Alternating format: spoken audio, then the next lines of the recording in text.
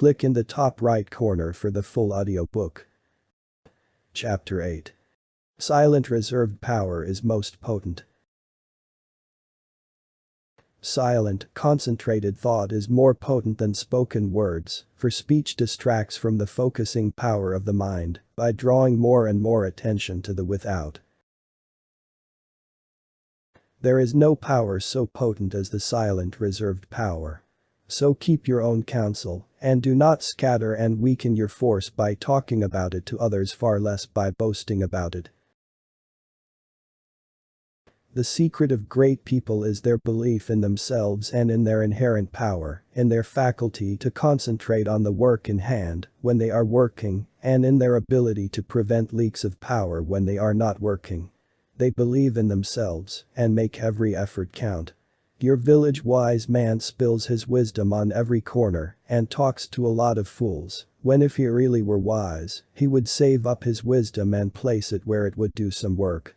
The brilliant writer does not waste his wit upon every corner, in fact, he shuts the drawer in which he contains his wit and opens it only when he is ready to concentrate and get down to business. The captain of industry has no desire to impress you with his shrewdness and smartness. He never did, even when he was young. While his companions were talking and boasting and blowing, this future successful financier was sawing wood and saying nothing. Give your best to each thing you do, knowing that plenty of more good things are in you ready for the fresh tasks that will come. Put the best of yourself into the undertaking on hand and do not cheat the present task in favor of some future one. Your supply is inexhaustible. And don't waste your good stuff on the crowd of gapers, watchers and critics who are standing around watching you work. Save your good stuff for your job and don't be in too much of a hurry for applause. Save up your good thoughts for copy if you are a writer. Save up your bright schemes for actual practice if you are a businessman. Save up your wisdom for occasion if you are a statesman. And, in each case, avoid the desire to scatter your pearls before the gaping crowd that wants to be entertained by a free show.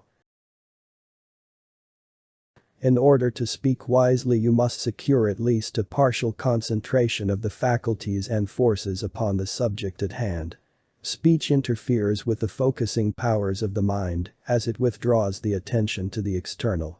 You need to take time to think and not answer too quickly. It is necessary to be silent before you can speak wisely.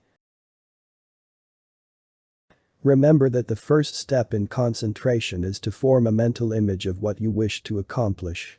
This image becomes a thought seed that attracts thoughts of a similar nature. Around this thought, when it is once planted in the imagination or creative region of the mind, you group or build associated thoughts which continue to grow as long as your desire is keen enough to compel close concentration. The inventor has to work out his idea mentally before he produces it materially. The architect first sees the mental picture of the house he is to plan, and from this works out the one we see. Every object, every enterprise, must first be mentally created. Do you know that you are continually acting according to the images you form? If you allow yourself to mold negative images, you unconsciously build a negative disposition.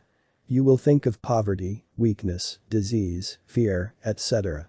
Just as surely as you think of these will your objective life express itself in a like way. Think of wealth, power, health, joy. Just what we think, we will manifest in the external world. All through history there has always been a naysayer in every situation where greatness was obtained. If you tell 5 people of your plans for wealth and success, the chances are that at least 2 or 3 of them will shoot down your idea without half a thought. Why do people do this? The answer is simple. So many people are beat down by the mental programming that tells us we can't succeed that they do not believe they or anyone they know can reach a level of anything more than working class, or even worse, poverty. This is sad but true. It will benefit you to keep your plans for a better life to yourself while you are growing into your position. There will be plenty of time to talk about your success once it has actually taken place. The time to tell them about your goals is after you have achieved your goals. It is not worth risking the chance of some miserable individual trying to discourage you from doing something you feel in your heart. If you keep your goals and intention statements to yourself, people are less likely to try to stop or advise you. Only reveal your intentions and goals to people who need to know or can help you realize your goal more quickly. Share your intentions with only those who you know will be supportive and encouraging. Share your mind only with people who are worthy. Do not stir up your opponent's resolve to beat you. Keep them of a weak mind, so that you can overpower them with little psychic resistance. Remember, you are fighting nothing but mind.